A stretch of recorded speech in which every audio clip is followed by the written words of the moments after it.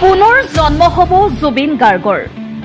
ছিংগাপুৰৰ এটা দৰিদ্ৰ পৰিয়ালত জন্মগ্ৰহণ কৰিব জুবিন গাৰ্গে। মাইকেল জেকছনৰ দৰে এগৰাকী বিশ্ববিখ্যাত পপ ছিংগাৰ হ'ব জুবিন গাৰ্গ। 4 বছৰ বয়সৰ পৰাই গীত গাব জুবিনে। 14 বছৰ বয়সত অসমলৈ আহিব জুবিন গাৰ্গ। মহান শিল্পীগৰাকীৰ মহাপ্ৰয়াণৰ পাছতেই সামাজিক মাধ্যমত বিশেষভাৱে চৰ্চিত হৈ পৰিছে এটা বিশেষ ভিডিঅ', য'ত কোৱা হৈছে নতুন ৰূপত নতুন ঠাইত জন্মগ্ৰহণ কৰিব মহান শিল্পী জুবিন গাৰ্গে। কিন্তু এইবাৰ অসমত নহয়, ছিংগাপুৰত জন্মগ্ৰহণ কৰিব জুবিন গাৰ্গে। ব্ৰহ্মকুমাৰী ৰুমা বেহেনে ধ্যানৰ সহায়ত লাভ কৰিছিল জুবিন গাৰ্গৰ পুনৰ জন্ম সন্দৰ্ভত এক বিশেষ তথ্য। হয়তো প্ৰয়াত জুবিনতকৈও পৃথক হ'ব নতুন জুবিন গাৰ্গ আৰু বিশ্বব্যাপী জনপ্ৰিয় হ'ব নতুন জুবিন গাৰ্গ। শুনো আহক ব্ৰহ্মকুমাৰী ৰুমা বেহেনে আৰু কি ক'লে মহান শিল্পীগৰাকীৰ সন্দৰ্ভত। মোৰ নিৰাকাৰ পৰম পিতা পৰমাত্মা ঈশ্বৰ আল্লাহ গড ভগৱানে মই তেখেতক সোধোতে তেখেতে মোক যিখিনি টাচিং কৰালে, যিখিনি স্পৰ্শ কৰালে, মেছেজ সদায় স্পৰ্শৰ আকাৰত আহে, ইনটিউশ্যনত আহে, সেইখিনি মই আপোনালোকক শুনোৱাবলৈ প্ৰয়াস কৰিছো। জেনেৰেশ্যন বিটাৰ অন্যতম নায়ক হৈ পেলাই জন্ম ল'ব। তেখেত ইংৰাজী চহৰত জন্ম ল'ব। তেখেত ইংৰাজী চহৰত জন্ম ল'ব আৰু 100% চান্স আছে ছিংগাপুৰৰ কোনো দৰিদ্ৰ পৰিয়ালত জন্ম ল'ব। ধৰ্ম, শৰীৰৰ ধৰ্ম হ'ব খ্ৰীষ্টিয়ান। খ্ৰীষ্টিয়ান ফেমিলিত তেখেতৰ জন্ম হ'ব। জন্মৰ তাৰিখটো মোৰ মনলৈ আহিছিল বাবে লিখি ৰাখিছো। পুনৰবাৰ কওঁ, এয়া 100% সঠিক, বেসঠিক মই নাজানো, কিন্তু মোৰ ইনটিউশ্যনত যিখিনি আহিছিল মই লিখি ৰাখিছিলো। 19 এপ্ৰিলৰ পৰা 19 মেৰ ভিতৰত, 19 এপ্ৰিলৰ পৰা 19 মেৰ ভিতৰত 2026 চনত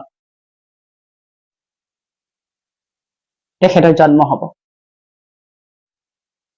এজন পৃথিৱী বিখ্যাত পপ ষ্টাৰ হ'ব। মাইকেল জেকছনৰ দৰে এজন অতি খ্যাত ইংৰাজী কলা সংস্কৃতি, ইংৰাজীৰ সংগীতৰ এজন অতি খ্যাতিসম্পন্ন বিশ্ববিখ্যাত পপ ষ্টাৰ হৈ জন্ম হ'ব তেওঁ।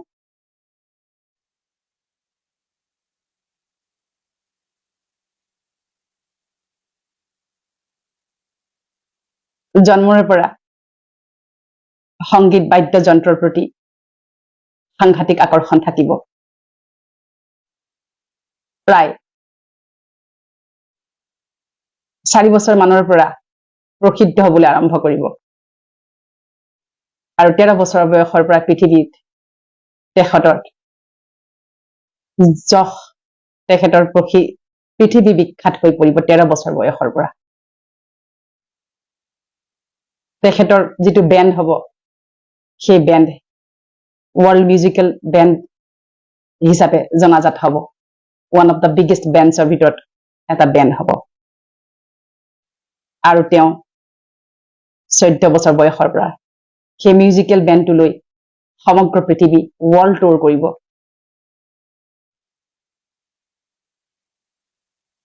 ভাৰতবৰ্ষৰ কৃষ্টি সংস্কৃতিয়ে তেওঁক সকলো সময়তে আকৰ্ষিত কৰিব আৰু তেখেত অসমলৈ আহিব। অসমীয়া গীতৰ ৰিচাৰ্চৰ বাবে আহিব।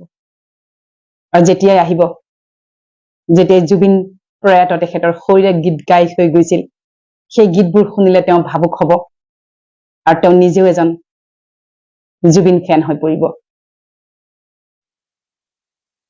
আৰু তেওঁ জেনেৰেশ্যন বিটাৰ এক অন্যতম আকৰ্ষণ, অদ্ভুত আকৰ্ষণ হ'ব। এজন ফিলান্থ্ৰপি হ'ব, দানী হ'ব, দাতা হ'ব,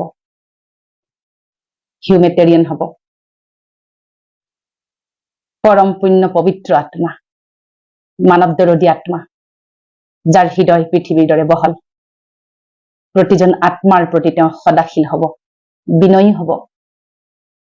সেই নিৰ্মাণকাৰী শিশু সুলভতা থকা আত্মাই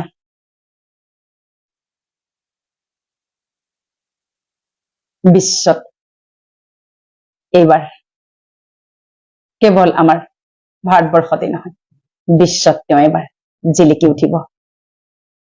আৰু সেই আত্মাৰ জন্ম হব 9 মাহৰ পিছতেই। যেতিয়া পুণ্য আত্মাৰ মৃত্যু বা জন্ম হয়, পুষ্পবৃষ্টি হয়, শিলাবৃষ্টিও হয়। তেখেতৰ যিদিনাখন জন্ম হব, পুষ্পবৃষ্টি হব। সামান্য হলেও পুষ্পবৃষ্টি হবই।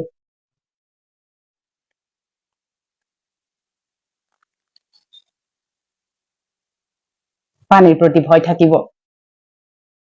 যেতিয়া জন্ম হব, পানী ভয় বুলি ডাঙৰ ৰিষ্ট তেখেতৰ কুণ্ডলীত লিখা থাকিব। সাগৰ মহাসাগৰ ভাল পাব, কিন্তু নামিবলৈ ভয় কৰিব। তেওঁ বেছি এয়াৰ ট্ৰেভেল কৰিব, সামুদ্ৰিক ট্ৰেভেল কম কৰিব। আৰু দেখা গৈছে ভেজিটেৰিয়ান হব। আৰু নিজৰ স্বাস্থ্য, লোক, দায়িত্ব, কৰ্তব্যৰ প্ৰতি খুব সচেতন হব।